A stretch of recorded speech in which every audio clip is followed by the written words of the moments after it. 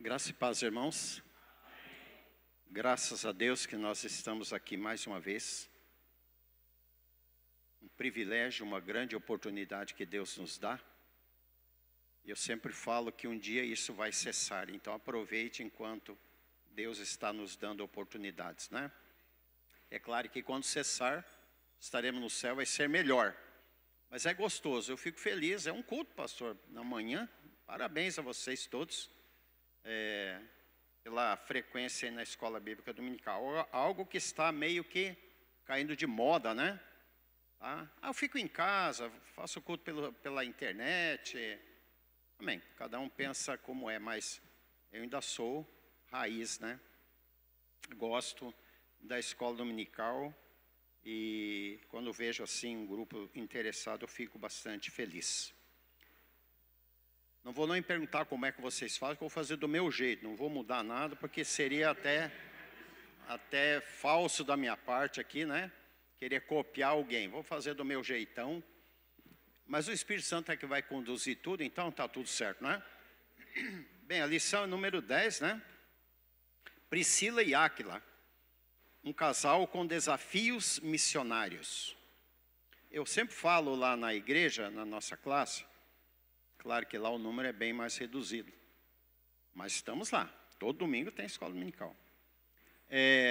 Se nós não aprendermos com esses personagens bíblicos, durante esse período que a editora está explorando, né? Pode se converter de novo e começar do zero. Porque exemplo é o que nós mais temos. Dos dois lados. Exemplos bons e exemplos não bons. E é interessante que a Bíblia, a Bíblia traz relatos sobre os feitos importantes das pessoas, mas não esconde os erros e os pecados também das pessoas. Davi, por exemplo, para mim é um grande exemplo. Muito fácil de entender Davi. Deus mostra todo o lado bom de Davi e mostra todo o lado ruim dele. Ou seja, para a gente escolher, para a gente aprender. Então, eu falo também que o título das lições... Pastor Elias, eu acho que a passada foi o senhor que escreveu, a segunda, a 9 por aí, a 8 talvez. Fala sobre Lucas, alguma coisa.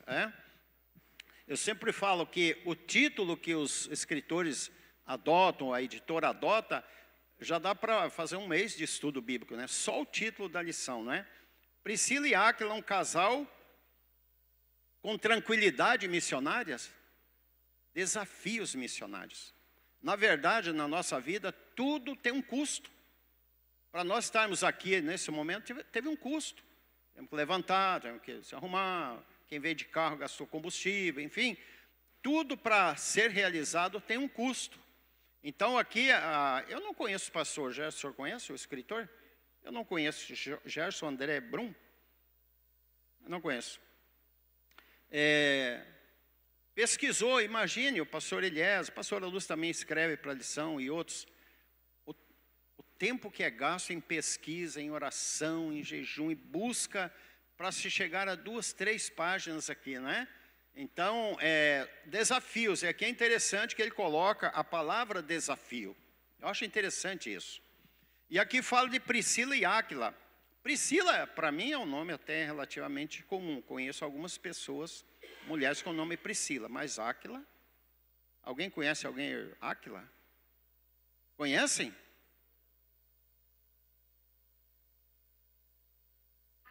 Quem? Eu tenho que me reciclar então. Ô Jesus, então amém.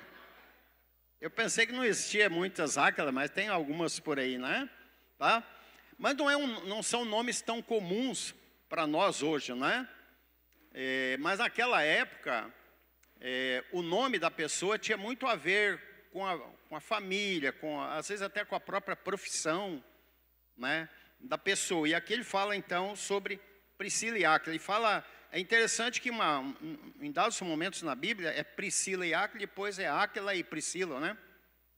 Então a gente fica perguntando, por que no momento Priscila vem antes, depois Áquila? No Brasil, por exemplo, sempre é o nome do homem que vem na frente, né? Não sei por quê também. O senhor sabe, pastor Leandro? Não precisa responder. Ele ficou pensando. Parece que não tem resposta. Eu acho que é uma coisa bem banal, que não tem assim importância nenhuma, né?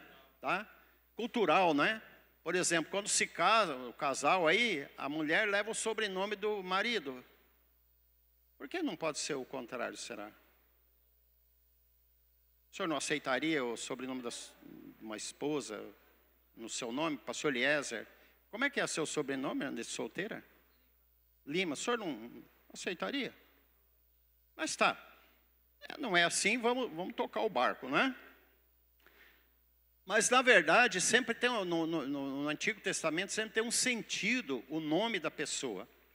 Priscila, talvez seja uma abreviação de um outro nome, tá?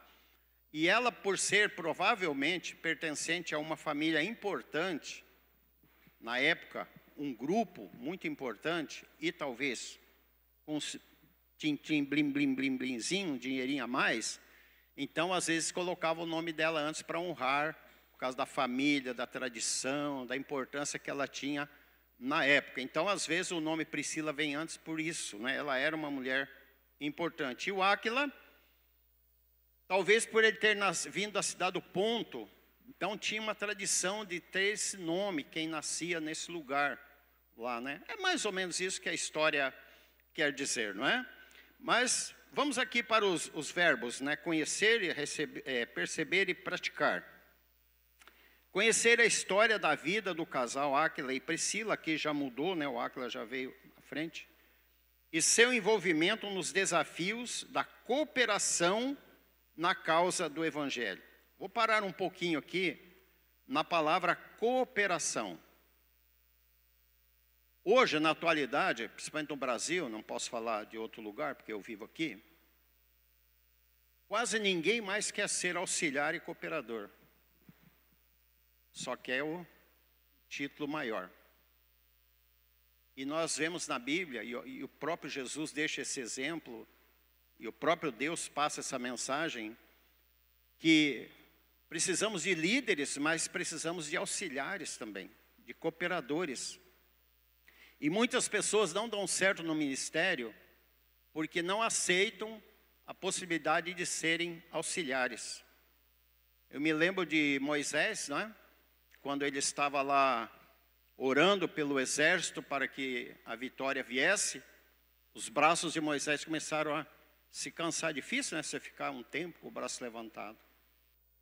Aí o Arão e o Hur, né? Viram aquilo. E a Bíblia fala que quando os braços do Moisés se baixavam, que ele cansava, Israel começava a perder a batalha. Quando ele levantava os braços, o exército israelita vencia. Será que se a gente tivesse lá e visse isso, a gente ia fazer o que eles fizeram, ou diríamos assim, deixa quieto, ele está cansado, já está morrendo, logo, logo ele morre, a gente assume o lugar dele, não é? A Miriam e o Arão, a certa vez, falaram, Deus só fala com você, mas aí a gente aqui. Não, o Hur e o Arão foram lá rapidamente, colocaram uma pedra de cada lado, seguraram as mãos de Moisés, e a batalha foi vencida. Mas o mais importante que eu vejo em Arão e Hur é o entendimento deles que eles foram chamados para serem auxiliares. Moisés era o líder. Deus podia ter chamado Arão para líder, ou o próprio Hur para líder, não sei. Por que Deus chamou Moisés? Porque Deus queria Moisés. Então, na obra do Senhor, uma pessoa não trabalha sozinha. Não adianta se isolar, só porque tem um título e tal. Só que precisamos entender que em muitos momentos, ou até a nossa vida toda no ministério, fomos chamados para auxiliar. E a justiça de Deus, ela é tão grande que às vezes as pessoas pensam, o pastor Eliezer tem sucesso no ministério e tal, vai ter um galardão enorme. Tudo bem, eu até concordo, e é justo isso. Mas a Bíblia deixa assim a gente entender que quando você auxilia alguém, por exemplo, por causa de missões, né? A gente envia a oferta em dinheiro e os missionários podem continuar lá no campo. Fica mais ou menos entendido na Bíblia que a gente tem parte no galardão desses missionários. A gente tem parte no galardão desses que estão à frente, né? Eu acho que nem é justo mesmo Deus chamar uma pessoa num galardão enorme e os outros que ajudaram nada. Não, o galardão será repartido, dividido. Então, cada oferta que você manda para o campo missionário ou a igreja local, você tem parte também na recompensa. Então, aqui, o escritor coloca que nós precisamos conhecer a história desse casal na qualidade de cooperadores. A gente não vê na leitura bíblica, ou mesmo na própria lição, em nenhum momento Priscila e Áquila e Priscila almejando posições importantes. O que eles se propuseram? Ajudar, ajudar, ajudar e ajudar. E o perceber fala, e precisamos perceber a importância da disposição em acolher e orientar pessoas, especialmente obreiros de Deus. Precisamos perceber que existe algo importante quando nós acolhemos e orientamos pessoas, especialmente obreiros da obra de Deus. Ninguém sabe tudo, nós precisamos de ajuda, todos precisamos de ajuda. Agora, onde estão essas pessoas que querem nos ajudar, querem nos auxiliar, de forma sincera, de forma correta? Nem sempre.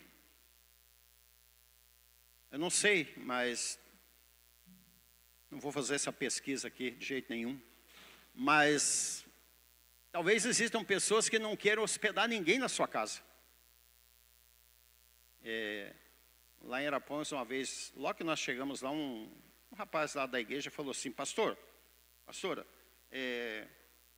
eu não vou convidar vocês para ir lá em casa, porque o nosso sofá está rasgado, pastor, então eu não vou levar vocês lá em casa. Falei, tá bom, irmão. Mas falei, mas eu não vou lá visitar o teu sofá, não vou olhar o teu sofá, olhar a mesa, eu vou visitar a família. Mas na verdade não era o sofá rasgado, ele não queria receber a gente lá, essa era a verdade, né? Então fosse mais honesto, assim, não, eu não tenho o costume de receber, não gosto, deixa quieto. Então aqui fala que a gente precisa perceber que existe haver uma disposição. Vamos falar a verdade, vamos falar com as irmãs agora, as mulheres. Não é muito fácil receber visita em casa, é fácil? É molezinha, assim, não dá nada, tranquilo, não muda nada na casa, tudo igual. Muda muita coisa, muda. Eu vejo lá em casa, recebemos agora recentemente a missionária Cristiane, né? Samuel, que é o esposo dela, e o bebezinho que nasceu, né? Irmão, precisamos comprar até um colchão. Porque a Cris, ela ia quando era solteira lá em casa. Foi várias vezes, né? Então, ia no quartinho de visita, ela dormia lá, tudo bem. Casou-se, amém. A cama no quartinho de visita é de casal. Até aí, mas e o bebezinho? Aí, a nossa filha mudou para Arapongas. Nós tínhamos um colchão de solteiro de reserva, ela levou para ela, emprestado para 200 anos, devolver. Tá?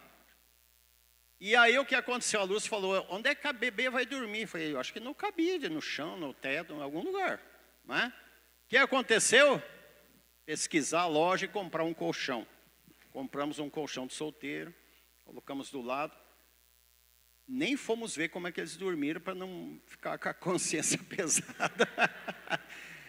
Irmãos, é isso aqui que nós temos para... Claro, foram bem tratados, mas é isso aqui que nós temos para vocês. Então, receber visita na casa, não me diga que é assim, uma moleza, não dá, irmão, dá trabalho.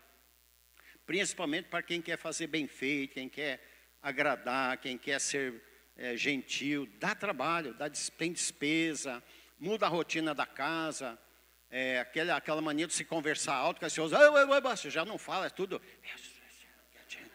Se uma visita escuta, pode escorregar alguma coisa que você está acostumado a falar, e a visita não entender, então é tudo, né? Muda a casa. Aí de repente, lá 3 horas da tarde, a mulher fala, esqueci do presunto, meu Deus, o mercado está fechando. Quer dizer, muda a rotina. Então aqui fala que precisa ter o quê para hospedar alguém? Disposição. Disposição. Entender isso. Principalmente aquelas pessoas que estão imbuídos na obra do Senhor. Por exemplo, lá, para nós foi uma alegria receber a Cris, Samuel, na nossa casa. Foi uma alegria. Dá trabalho, dá uma despesa, tudo muda, mas a gente já estava consciente disso, não é? Então, para nós é uma alegria. E o que eu falei na igreja lá, é que a gente estaria hospedando eles, e depois que eles foram embora, eu falei na igreja assim, irmãos, tudo foi muito bom, o período que eles estiveram lá em casa, conta as experiências do campo. Eu acho muito interessante ouvir as experiências deles, né? A Cris já andou por alguns lugares do mundo, então ela tem uma bagagem, ela conta detalhes, né? Como é que é a comida, como é que é a roupa, como é que é a água, como é que é isso, como é que é o transporte. Isso eu sou curioso nessa questão, né? Falei para a igreja, foi tudo muito bom.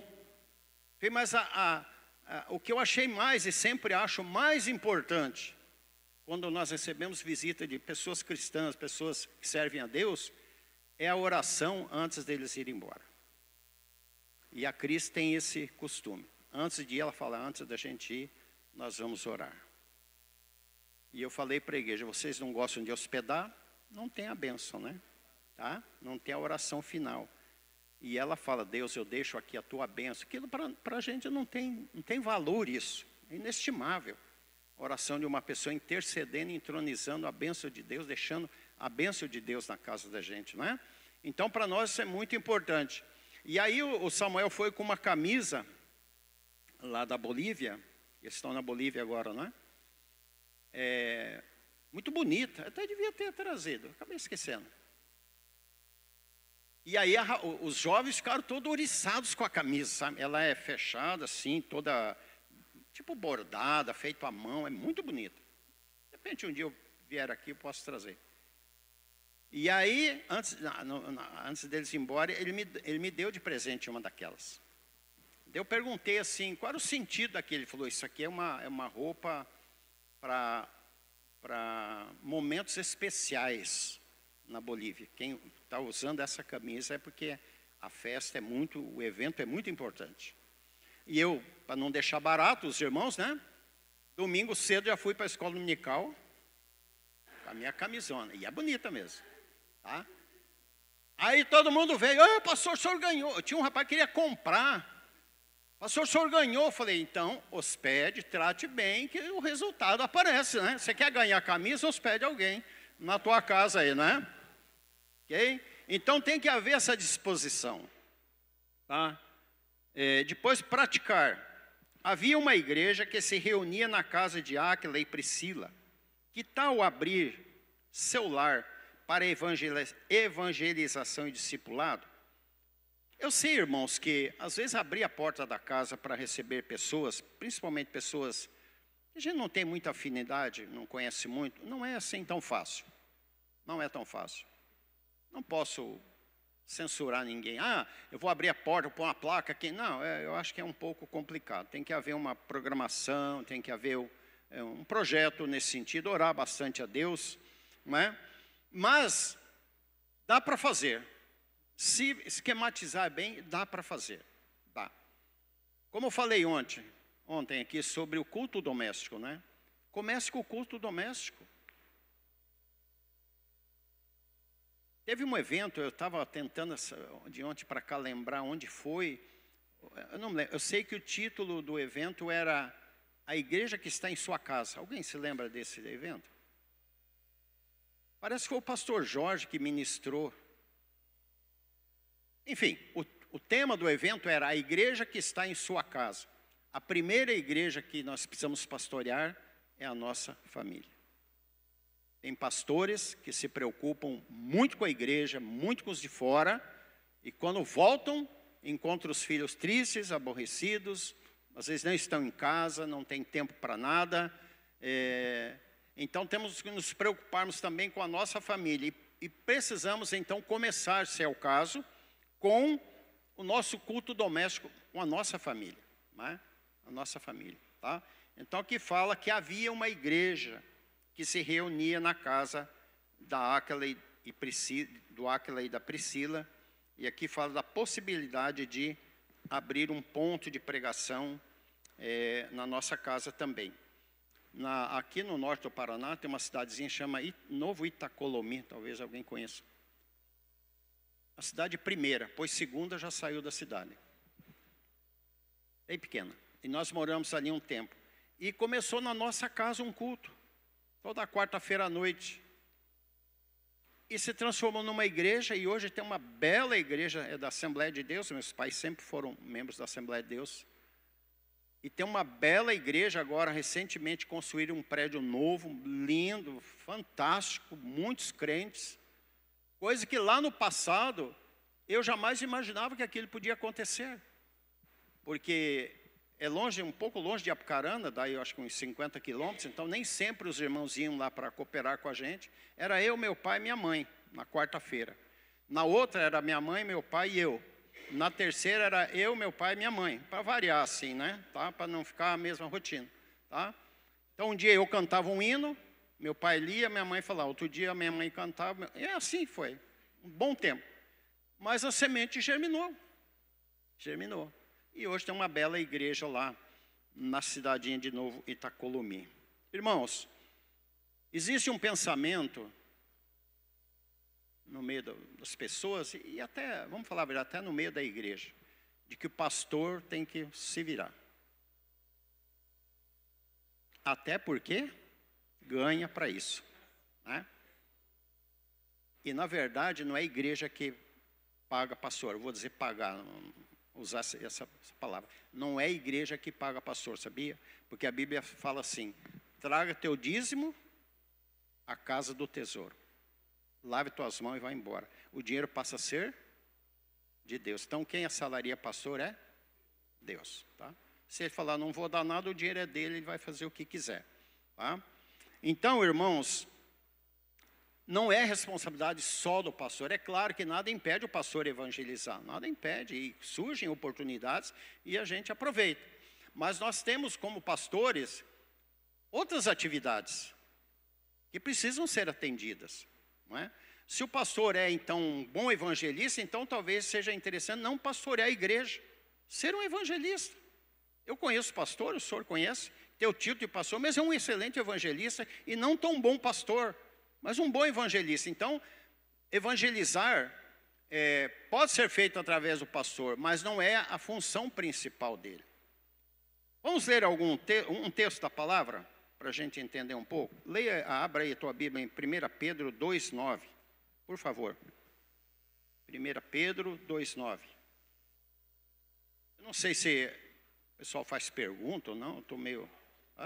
Se alguém quiser fazer alguma pergunta, se eu não souber responder, o pastor Lézer sabe.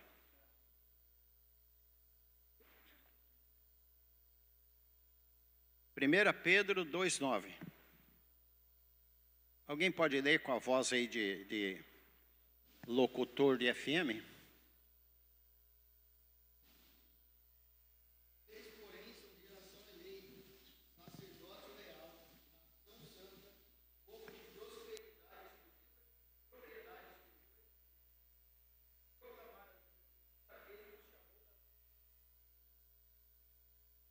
Amém. No Antigo Testamento existia uma classe chamada classe sacerdotal, os sacerdotes. Todos os descendentes de Levi eram sacerdotes. Né?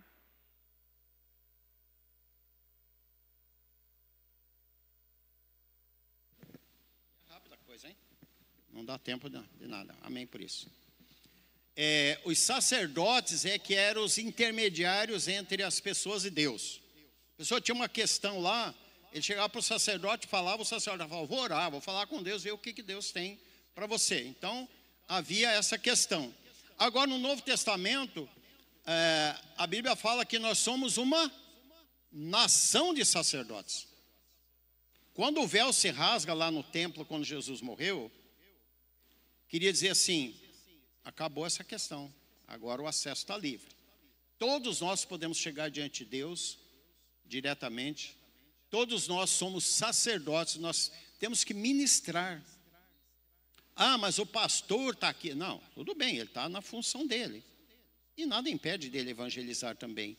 Mas a função maior é da igreja.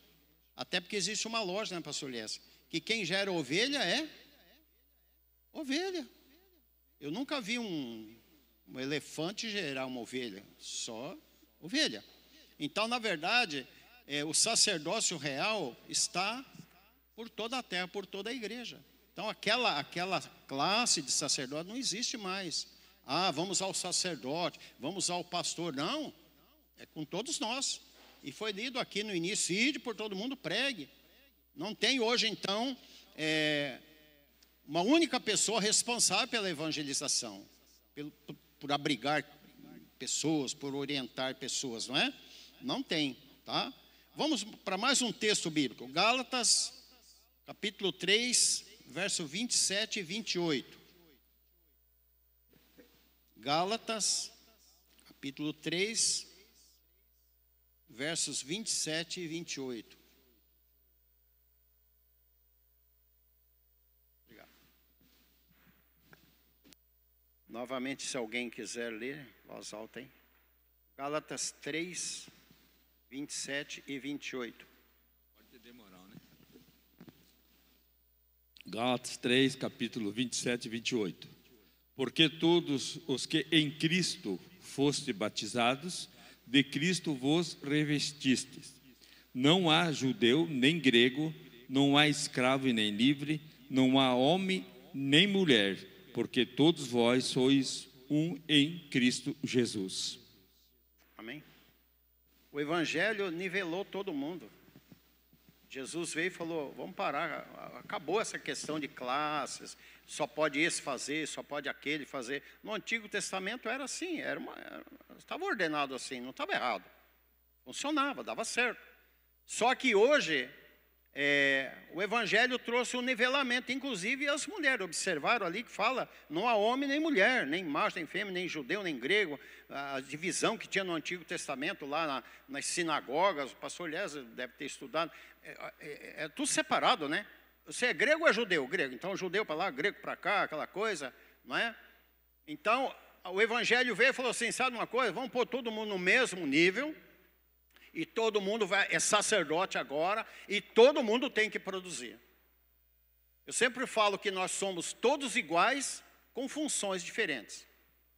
Eu sou igual a todos vocês, eu tenho uma função diferente. O pastor Eliezer é igual a todos vocês, com uma função diferente. Uma Roseli é igual a todos, com uma função diferente. Então não tem essa questão de se esconder atrás de que eu não sei, não posso, não consigo, não é comigo, eu não levo jeito. Se alguém que não levava jeito para ser pastor, era eu. Aliás, até hoje, né? Até hoje, se olhar bem para mim,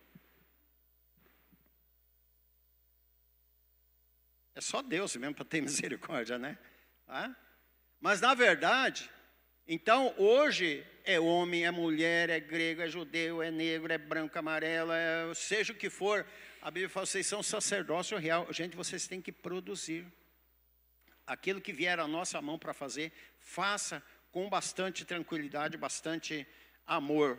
Então a Priscila e Áquila, parece-nos assim que eles eram recém-convertidos, não haviam se convertido há muito tempo. Mas, mesmo de repente eles não sendo convertidos há muito tempo, eles se prontificaram a ajudar outras pessoas com aquilo que eles já tinham de conhecimento. Às vezes você pode dizer assim: pastor, eu não conheço muito, eu não sei muito, por isso eu não me arrisco a falar, a ensinar, porque, irmãos, saber a gente não sabe muito mesmo. É oração, é se prontificar, é dizer, é como Isaías falou, né? Deus falou assim: Isaías, estou com uma dificuldade. Qual a dificuldade, Deus? Eu preciso mandar alguém, eu preciso de alguém para me ajudar. Isaías falou o quê? Falou: eu não sou o ideal. Onde eu moro a coisa é feia, eu moro aqui num fim de mundo, aqui o crime pega, aqui a maldade impera, o povo não está com nada. E falou: e o pior, que eu sou um deles, eu estou igual a eles. Se fosse eu já diria: tá, desculpa, então, vamos tentar outro, né?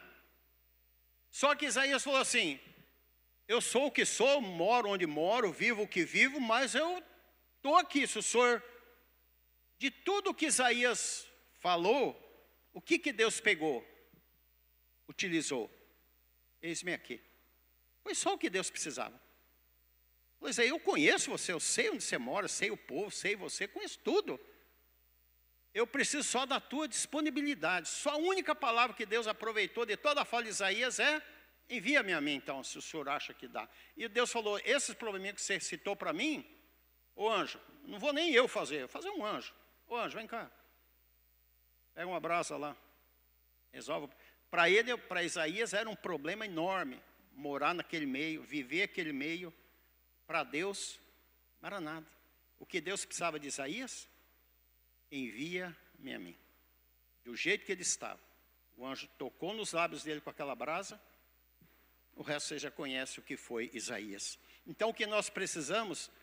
Nos disponibilizarmos para a obra do Senhor. Aquela e Priscila fizeram isso. Eles queriam ajudar, eles queriam abençoar. Trabalhavam, né? Trabalhavam, fabricavam tendas, se encontram com o apóstolo Paulo. Eu penso que na época de Paulo e deles era uma época muito difícil. Vamos ser honestos, o evangelho ainda não era tão conhecido, o nome do Senhor Jesus não era assim tão conhecido. A tradição que vinha era muito antiga, o sistema há muitos anos implantado. Então, para mudar tudo isso não era assim tão fácil. Então, eu penso assim que os discípulos de Jesus, apóstolos, eles enfrentaram muita dificuldade para fazer essa transição. Hoje é fácil, hoje tem mais de 2000 anos o Evangelho, então hoje todo mundo já conhece, já sabe, é bem mais fácil. Mas naquela época, você pegar uma pessoa que estivesse aí com 60 anos de idade, quando Jesus nasceu, morreu e tal, e anunciou as boas novas do Evangelho. Difícil convencer uma pessoa daquela que tinha que abandonar 60 anos de uma prática e aceitar uma nova prática. Não era tão fácil assim. E esse casal viveu mais ou menos esse momento, junto com o apóstolo Paulo. Então era difícil para eles ajudar outras pessoas, porque eles também tinham as dificuldades dele. Também estava o início de carreira cristã. Não eram crentes antigos, experientes, não é? Eram crentes novos também. Mas mesmo assim eles se propuseram a ajudar. Eles se propuseram a ajudar aqueles que precisavam, não é? Ajudaram o apóstolo Paulo. Certamente usaram o poder aquisitivo que eles tinham, não é? Para abençoar a obra do Senhor. Eles foram expulsos, né? Por um decreto, tinham que sair do lugar, por um decreto de Cláudio, né? Era Cláudio na época. E às vezes, irmãos, nós não gostamos de sair do lugar que nós estamos. Eu não sei você, eu sou acomodadão, sou bem paradão. Eu se me deixar assim dentro de casa, quieto, ninguém me incomodar, acho que eu fico o dia inteiro lá. Não sou assim muito de agito, não. Você gostou dessa, né? Eu acho que ele é igual eu, pelo menos. Eu imagino, não sei. Tá? Mas às vezes, Deus insiste com a gente para a gente até mudar de lugar, até mudar de cidade. E a gente não quer. E o que Deus precisa às vezes fazer? Criar uma situação. A igreja em Jerusalém estava indo muito bem no início. Nossa, tinha líderes lá fantásticos. Paulo, Pedro, líderes fabulosos. Deus deu uma olhada e falou: esses camaradas estão muito confortáveis aqui em Jerusalém. Se eu deixar quieto, eles vão morrer de velho aqui e vão ficar aqui dentro dessas quatro paredes. O que Deus permitiu? Uma perseguição na igreja. Sumiu a crentalhada da igreja, a igreja estava lotada, sumiu todo mundo. Aí alguém pode dizer: mas como Deus foi cruel com a igreja começando, quando estava animadinha, Paulo tranquilo ali, equilibrado, os apóstolos ali, sossegado. Agora Deus vem e permite uma perseguição, zera a igreja, some todo mundo, que maldade. Não, para onde um crente foi, começou uma nova igreja. Tá? Então, muitas vezes, Deus precisa tirar a gente do lugar que está, para que Ele possa realizar a obra dEle. Todos nós já sabemos que a zona de conforto na vida do crente é a pior situação que existe. É tão bom para nós, né?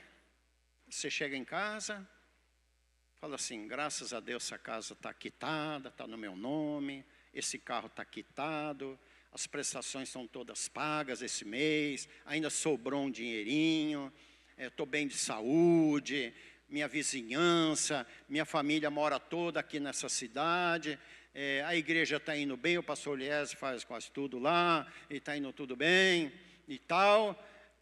E diz assim, eu estou muito confortável. Deus fala assim,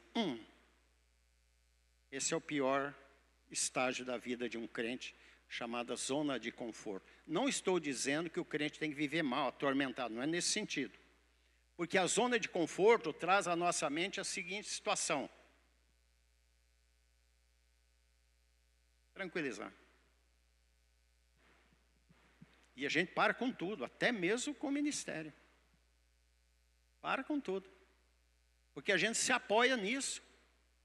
Contas pagas, um pouquinho de dinheiro no banco, um carro, uma casa, família, saúde, está tudo certo, a igreja está indo bem, cidade, a gente vai se acomodando. E chega um ponto que a gente não produz mais nada, nem para Deus, nem para ninguém.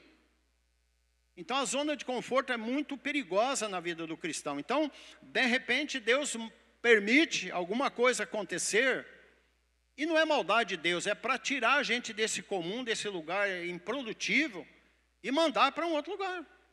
Então aqui vem uma perseguição, um decreto, na verdade, e Áquila e Priscila precisaram sair do lugar que eles moravam. E a partir desse momento é que eles puderam desenvolver o ministério deles. Quem aqui já morou numa casa há alguns anos, e depois mudou, e depois de um tempo voltou lá a olhar a casa antiga que morou? Quem já fez isso? Jesus do céu. A gente se apega muito às coisas, né? Eu não levantei a mão porque eu esperei vocês levantar, mas vou levantar a minha também. A gente volta para o lugar que morou, a gente volta para o lugar que nasceu, não é? A gente é muito apegado a essas coisas, porque parece que aquele lugar traz segurança, traz tranquilidade, não é? Quando na verdade que ele é passado, né? Não existe mais tanta influência. É bom ir lá, não vou dizer que não, mas que não seja assim parte da nossa vida, não é? Então Deus muitas vezes permite uma situação para que a gente saia do comum, mude de cidade, mude de estado, mude de país, não sei mudar o que, como, mas Deus permite muitas situações. E na hora, às vezes, a gente não gosta muito da ideia, fica meio chateado com Deus. Só que lá na frente a gente vai entender que foi necessário aquilo acontecer. Então, se você não quer ser chacoalhado por Deus, se antecipe, diga, Deus, estou aqui, já manda logo, vamos evitar todo o processo aí, porque é mais fácil, é mais barato. Já ir logo, igual Zéias falou, está tudo ruim aqui, mas já me manda de uma vez, já resolve tudo e já vamos embora. Se eu tiver que mudar, já vou para lá. Aquele Priscila falou, já que nós estamos expulsos de lá, não podemos mais morar lá, então vamos morar aqui, mas vamos produzir aqui também. E eles começaram a produzir. E é muito importante o exemplo que essas pessoas deixaram para todos nós. Ajudar as pessoas. Irmãos, o que é fazer a vontade de Deus? O que é fazer a obra de Deus? Abençoar pessoas. Deus não precisa nada de nós. Fazer a obra de Deus não é subir lá ao céu, levar um dinheirinho para Deus, levar uma comidinha boa para Deus. Não é assim que funciona. A obra de Deus é realizada, a vontade de Deus na nossa vida, quando nós abençoamos pessoas, vidas. Aí nós estamos fazendo a vontade de Deus. Jesus veio morrer por pessoas, por vidas. Entendeu? Então, esse casal deixa o exemplo, por mais que eles tivessem dinheiro, por mais que eles tivessem mudado do lugar onde eles tanto gostavam, estão estabelecidos, tranquilos lá, Quando eles foram para o novo endereço, eles não ficaram nervosos, bravos, questionando Deus. Irmão, já que eu estou aqui, já que eu mudei mesmo, então vamos trabalhar. Começaram a observar, certamente, em volta deles, onde estavam as necessidades. E se a gente olhar em volta da nossa casa, no nosso bairro, na nossa cidade, na igreja, a não ser que aqui não tenha nada de problema, pastor Elias, dificuldade. Mas se olhar para a vida da igreja, existe muita coisa para ser feita. Muita coisa para ser feita. A cidade, hoje, irmão, na atualidade, eu sempre falo que a concorrência com a igreja está muito desleal, né? Um pensamento novo que está por aí, as mídias sociais, a internet, ela é muito boa, mas ela é uma concorrente muito desleal com a igreja, com pastores, porque oferecem só vantagens, né? Um evangelho vantajoso, né? Fácil, bom, se adapta. A pastora Lúcia sempre fala que uma das coisas mais difíceis para o crente, ser crente, um crente bom, é se encaixar no quadradinho de Deus.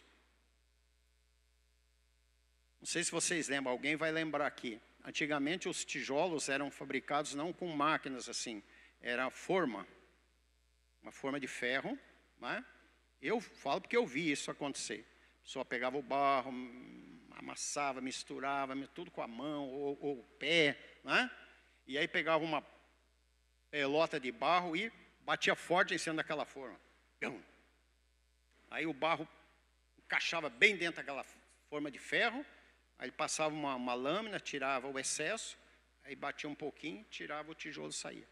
Então o crente, irmão, tem que ser pego por Deus e tem que se encaixar naquela forma ali, porque a única forma que tem da gente sobreviver no evangelho, no ministério, na vida cristã, é se encaixando no quadradinho de Deus. Não tem como. Mas hoje é difícil, porque oferecem tantas opções para ser crente que quando a gente chega com o verdadeiro evangelho que vai exigir das pessoas alguma coisa, ele fala, mas ali me garante salvação tudo bem mais fácil, bem mais barato. Não precisa essa pegada forte aqui, né? E o tijolo depois ainda vai para o fogo, fica lá semana no fogo para daí ficar pronto. Tá? Mas não importa, nós precisamos olhar para aquilo que Deus colocou na nossa mão, não o que pensam por aí. Então, na verdade, esse casal, na minha opinião, o exemplo que eles deixam é esse. Todos nós podemos produzir algo para alguém, especialmente para Deus. Quando nós abençoamos alguém, nós agradamos o coração de Deus. Essa é uma mensagem muito forte, na minha opinião, que é passada para nós através da Priscila e do Áquila, não é? Eles deviam ficar tristes, né? Reclamar, mas não. Eles foram lá, um novo endereço, um novo momento, uma situação não tão favorável, mas assim mesmo eles produziram, né? Para o reino de Deus. Então nós podemos produzir para Deus em qualquer lugar. Qualquer lugar. Em Cascavel, em qualquer lugar. Numa viagem, numa festa, num evento, num casamento, num aniversário, num culto fúnebre, eu não sei onde, em qualquer lugar, o crente produtivo vai produzir algo para Deus. Vai produzir. Não tem, eu li um livro que o escritor diz assim, não existe sacerdotes espectadores. Não existe. Aquele que fica só olhando os outros fazer. Ele falou que no evangelho não existe sacerdotes espectadores, e sim participantes produtivos na obra do Senhor. Alguém quer fazer alguma pergunta, alguma coisa? Um comentário? Me ajude aí, que eu não sei tudo, hein?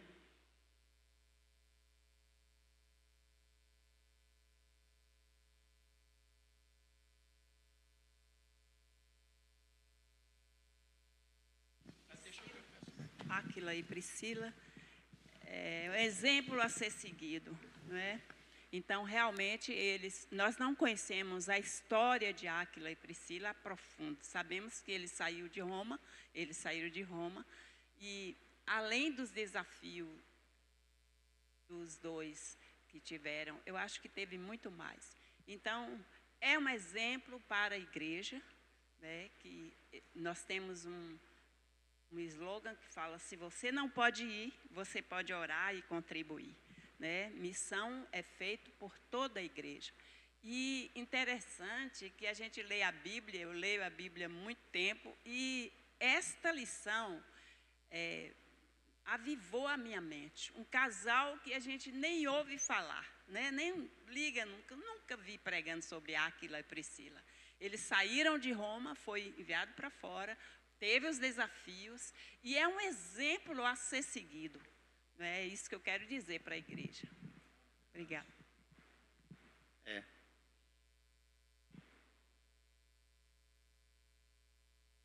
Esses tempos eu fiz um curso lá em Arapongas, o nome era Imersão na Bíblia. E durante uma aula, uma aluna lá comentou sobre o apóstolo Paulo, né, que escreveu várias cartas, tal, né? 13, talvez, 14 cartas, não sei. E ela, assim, tipo, meio elogiando Paulo, assim, dando uma moral para o apóstolo Paulo. Realmente, ele foi muito importante. Mas o professor falou assim: irmã, posso falar? Falou, pode. Falou: sabe o que era o ideal para nós crentes, a Bíblia? Não trazer os escritores das cartas, nem um livro da Bíblia. Quem escreveu? Porque eles não escreveram para se promover, eles escreveram ungidos pelo Espírito Santo para passar uma mensagem para a geração atual e a seguinte deles. Então o nome, o Paulo, o maior escritor da Bíblia, o maior ganhador de... tá, amém, tudo bem, isso é verdade. Falou, mas talvez fosse importante não trazer o nome dos escritores dos livros da Bíblia. Ô, pastor, parece uma agressão isso, não é? Ô, não. Porque na verdade, a gente nota nas escritas, principalmente do apóstolo Paulo, ele deixa claro que eu não estou aqui me promovendo em cima dessas escritas. Até porque uma boa parte das escritas de Paulo foram na prisão, ele algemado, braços e mãos presas. E ele não escrevia boa parte das cartas, ele ditava e outro escrevia, que ele estava preso ao tronco. Então, como a irmã citou ali, 2 nomes pouco citados na Bíblia, não tem um destaque tão grande, mas realizaram uma obra de suma importância. Não precisa ter título, não precisa ter posição, não precisa ter nada, não precisa chamar aqui na frente, pôr na ata, tirar foto. Se acontecer também, não está errado, mas dá para produzir sem muito alarde. A pastora Lu sempre fala daquele menino dos pães e dos peixes, né? Uma multidão em Jesus, aquela coisa toda, aquela barulheira, um menino perdido no meio lá, não sei quantos anos tinha, 12 anos, sei lá. Um pouco de pão, um pouco de peixe ali. Alguém sabe o nome daquele menino? Mas ele foi importante na obra de Deus? Super importante. Até esse dia a pastora Luz falou, será que pagaram ele depois ou não pagaram ele? Afinal, ele teve uma despesa. Só os 12 lá? Será? Se eles fizeram isso, ainda bem, né? Deram os 12 que sobraram, né? Era dele, né? Ele fez um investimento, né? Então, mas o que chama a atenção nessa fala, nesse episódio? Qual era o nome do menino? O pastor Lúcio ia dar alguma coisa, falou, como é que ele saiu com esses pães e esses peixes? Para onde que ele estava indo? Será que ele estava indo para a escola? Era o lanche da escola dele? Não sei. Será que ele estava levando aquilo para alguém? Também não sei. Será que ele estava fazendo uma viagem, precisava do alimento para o trajeto? Eu não sei. Quem que arrumou aquilo para ele num bornazinho lá, como falava, uma sacolinha? Quem que pôs? A mãe dele? Eu não sei. Irmã, a gente não sabe quase nada desse menino, quase nada. Mas foi muito importante a participação dele.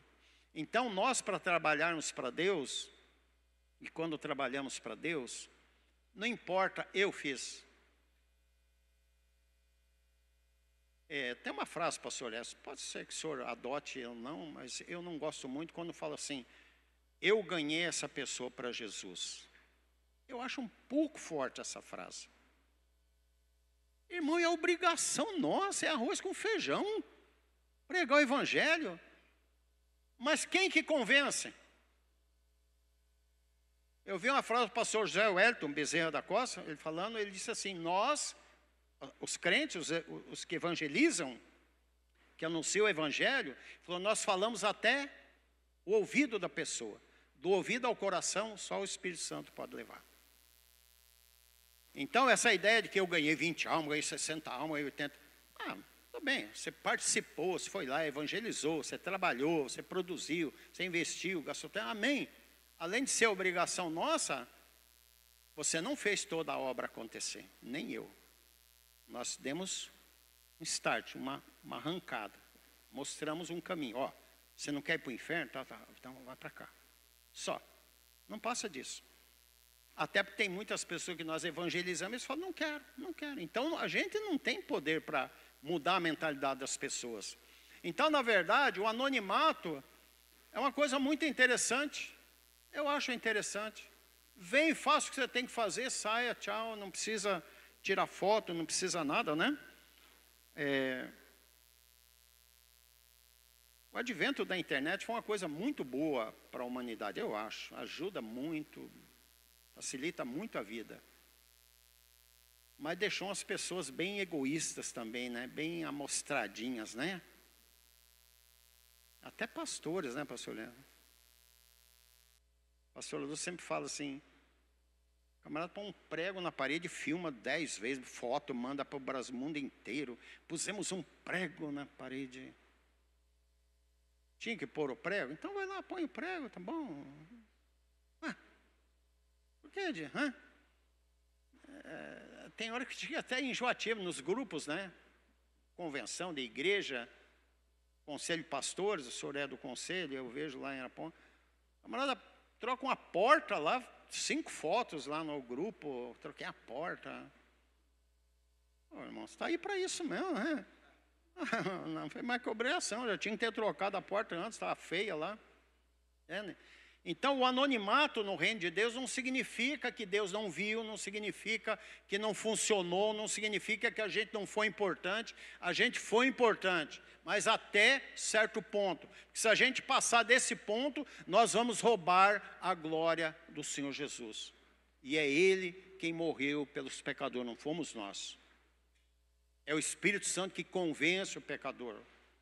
Não somos nós. Então, o Áquila e a Priscila e o Áquila, eles simplesmente fizeram o que tinha que ser feito e fim de conversa.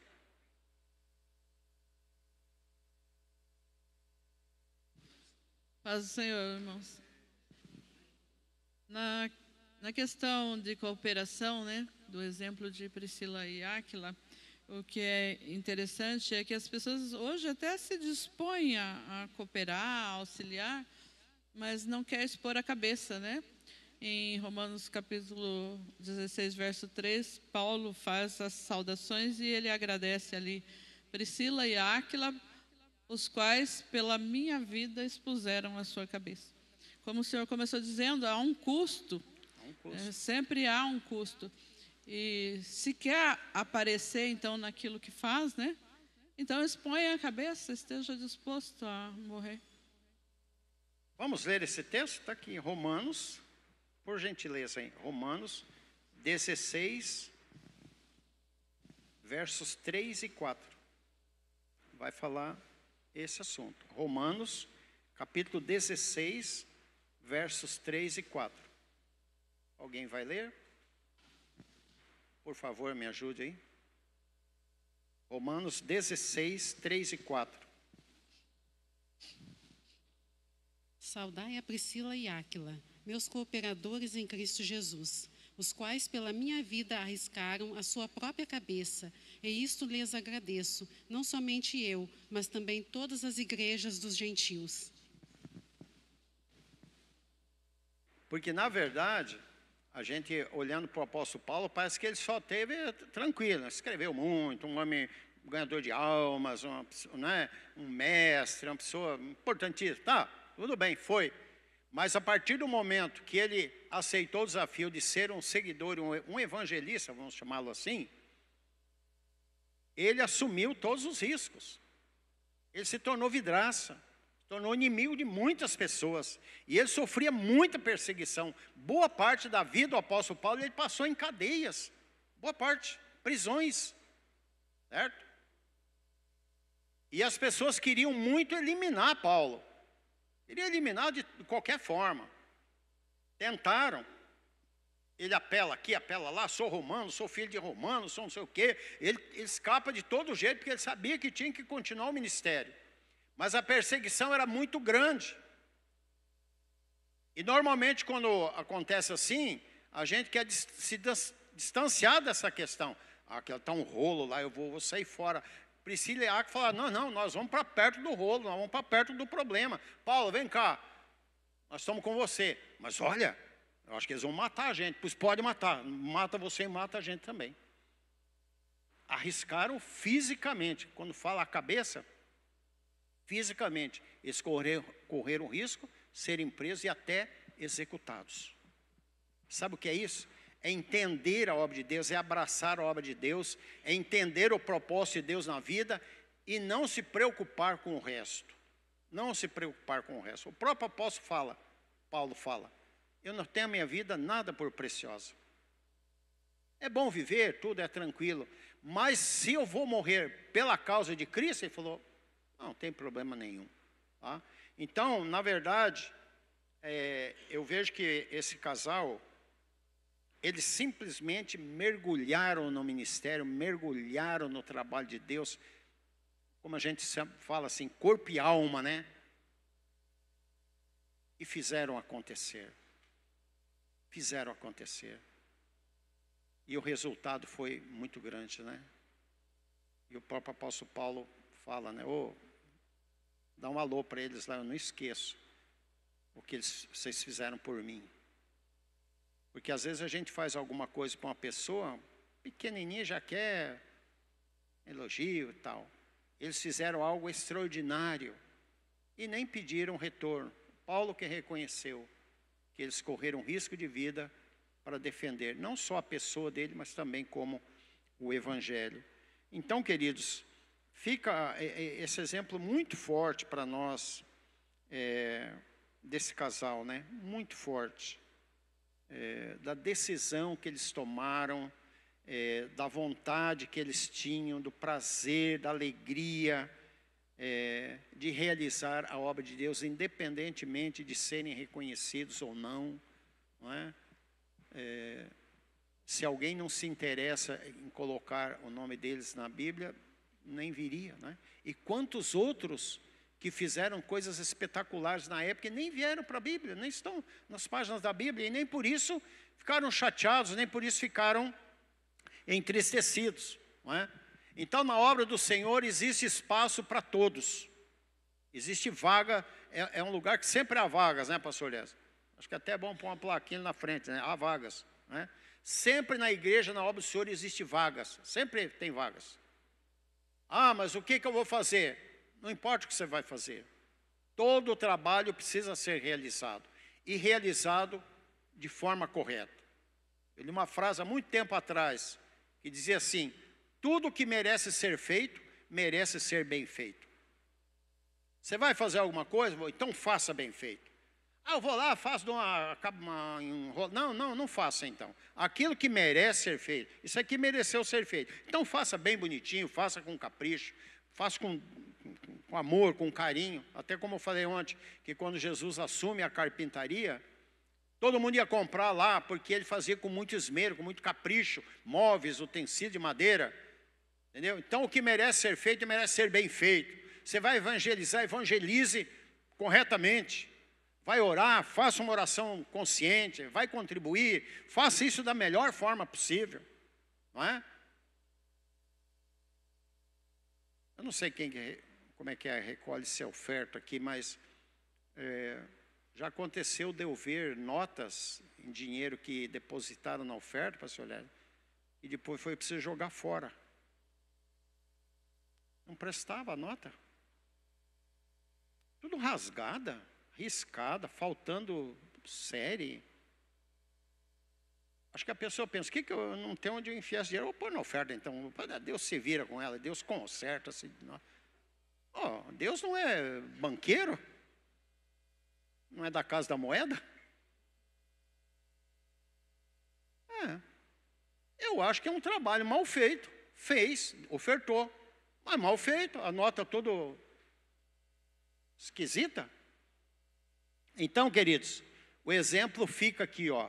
Eles fizeram, e fizeram bem feitinho. Por isso vieram para a Bíblia e mereceram, e glória a Deus por Priscila e Áquila, e louvado seja Deus pela vida deles, e que a gente possa seguir esse exemplo e fazer no mínimo parte do que eles fizeram, de coração, para que o nome de Deus seja glorificado. Amém?